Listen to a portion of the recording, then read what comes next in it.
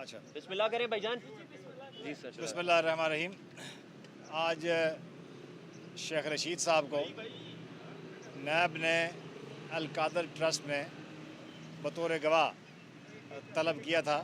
جو media reports کے مطابق شیخ رشید صاحب کو اس بات کا علم ہوا تو جو نوٹس تعمیل ہونا شیخ رشید صاحب سے ظاہر کیا گیا ہے وہ ایک ایسے شخص بابو ریاض صاحب کے نام کو سے ریسیو کرایا گیا ہے جو بابو ریاض آج سے 1 برس قبل وہ فوت ہو چکے ہیں. وہ اس دنیا میں موجود نہیں ہیں، لیکن نیب کا نوٹس بقول نیب کے وہ بابو ریاض صاحب نے قبر میں اگلے جہاں میں وصول کیا ہے شیخ رشید صاحب کی تعمیل کے لیے. تو شیخ رشید صاحب نے جو اس وقت اویلیبل نہیں ہیں، انہوں نے کسی نامعلوم جگہ سے مجھے فون پر یہ ہدایات دیں کہ میں ان کے وکیل کی حیثیت سے نیب آفس میں جا کے تو ان کو یہ کنوے کروں کہ جو اس وقت ملک کے اندر لاقانونیت چل رہی ہے، پکڑ دکڑ ہے، آئین کو عملی طور پر معطل کر دیا گیا ہے، قانون کی حکمرانی کا مذاق اڑا دیا گیا ہے. میں نے آج نیب کو جو نیب کے انکوائری آفیسر ہیں ان سے تو انہوں نے ہمیں ملنے نہیں دیا، لیکن تحریری طور پر ہم نے ان کو آگاہ کر دیا ہے کہ شیخ رشید صاحب اس موجودہ کریک ڈاؤن میں اس وقت وہ کہیں ان کے لیے آنا ان کی جان کو خطرہ ہے، ان کو زندگی کا خطرہ ہے. ان کو ڈائریکٹلی وہ خود کہہ چکے ہیں اور چھاپے بھی مارے جا رہے ہیں. تو اس ماحول میں ان کا آنا شاید ابھی فوری طور پر ممکن نہیں ہے.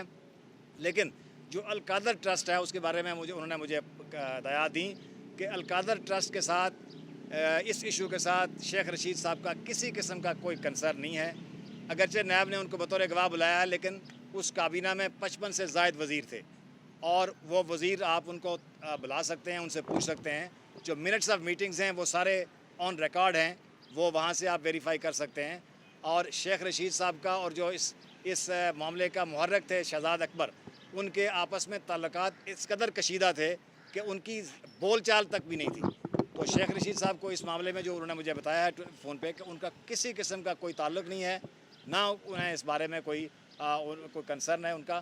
تو یہ جو نیب نے ان کو بلایا نوٹس بھی بظاہر غیر ضروری ہے، لیکن اس کے باوجود مناسب ماحول میں مناسب حالات میں وہ پیش ہو کر جو بھی معلومات ہوں گی وہ نیب کو دینے کے لیے تیار ہے. دیکھیں اس وقت ان کو ایک تو خطرہ ان کی گرفتاری کے لیے جس طرح کے چھاپے مارے جا رہے ہیں، دوسرا ان کی جان کو خطرہ ہے. کچھ ایلیمنٹس ایسے ہیں اس ملک میں، کچھ بھی ہو سکتے ہیں، یہ تو شیخ صاحب بتا سکتے ہیں، لیکن جس طرح انہوں نے مجھے بتایا کہ میری جان کو خطرہ ہے، انہوں نے مجھے یہ بتایا کہ ان کی جان کو خطرہ ہے. اور آپ سمجھ سکتے ہیں، عقل مند کے لیے اشارہ کافی ہے کہ اس وقت ملک کے اندر جو ماحول بن رہا ہے اس میں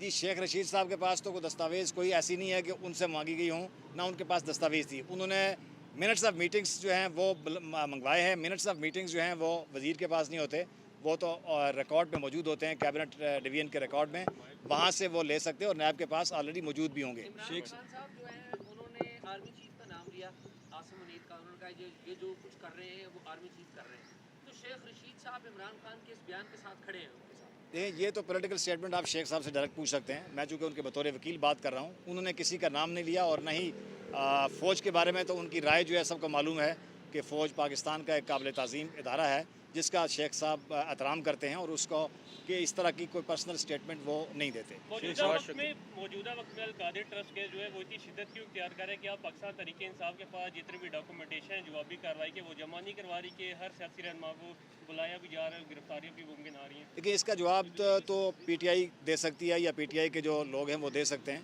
لیکن اس وقت آبویسلی آپ دیکھ لیں کہ جس طرح کی ایک وکٹمائزیشن چل رہی ہے اس ماحول میں ہر ایک کیس کا اپنا اپنے وہ چیزیں ہیں، لیکن ایک پولیٹیکل وکٹمائزیشن کی ایک ویو ہے جس کو آپ اس تناظر میں دیکھ سکتے ہیں. شیخ صاحب پاکستان میں یا بیرون ملک؟ شیخ رشید صاحب پاکستان میں ہیں. ٹھیک ہے، شکریہ، بہت شکریہ. بہت شکریہ.